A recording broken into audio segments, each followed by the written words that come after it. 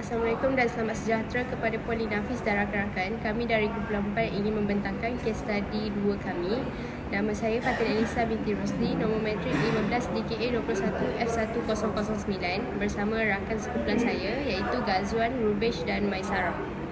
Berikut merupakan table of content kami. Yang pertama, mewajarkan kesan pembangunan pantai kepada ekonomi sosial dan alam sekitar. Kedua, perbahasan mengapa Jabatan Alam Sekitar JAS menolak cadangan penambakan laut Kuala Nerus.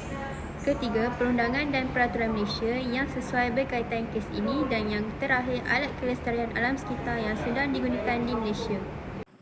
Okey, di sini saya akan membentangkan tentang mewajarkan kesan pembangunan pantai kepada ekonomi, sosial dan alam sekitar. Okey, kesannya perubahan garis pantai akan memberi kesan serius kepada persekitaran semula jadi dan sosioekonomi yang tinggal di kawasan zon pantai. Ia juga akan mengurangkan kualiti air, ciri air, tanah dan kehilangan harta benda, risiko nyawa, pertanian dan kehilangan rekreasi pelancongan. Perubahan garis pantai yang berterusan akan menjejaskan sosioekonomi masyarakat. Sumber pendapatan akan berubah daripada sumber semula jadi kepada sumber lain seperti perniagaan dan perkhidmatan.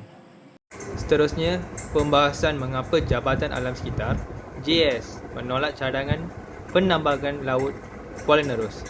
Presidennya Muhammad Faizal Abdul Aziz dalam satu kenyataan, matematik alam sebab alam sekitar seperti hakisan tanah, banjir yang semakin teruk dan kemusnahan hidupan laut.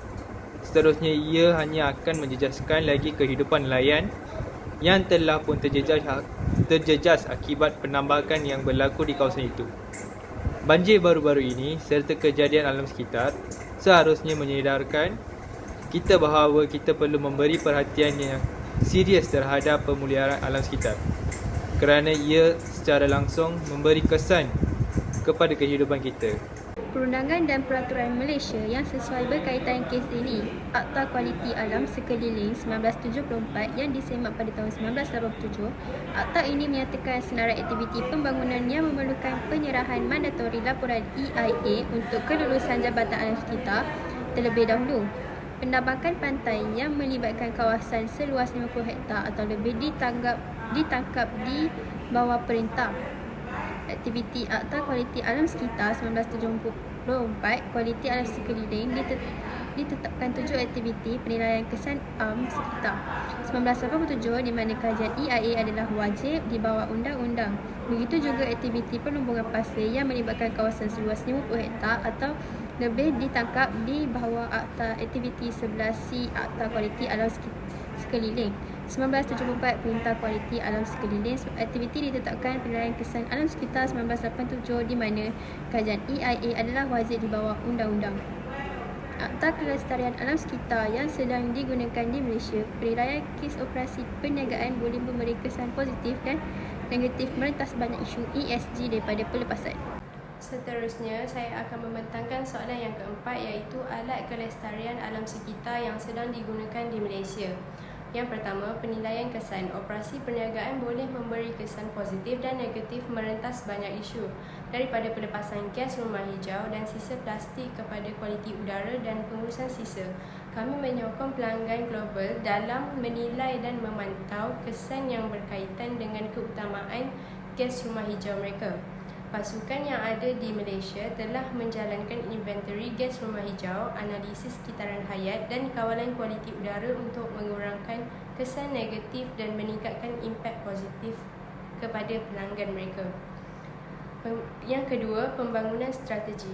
Model perniagaan dan kunci kira-kira semakin terdedah kepada senarai isu gas rumah hijau yang semakin meningkat daripada perubahan iklim dan kehilangan biodiversiti kepada keadilan sosial kepada pendigitalan.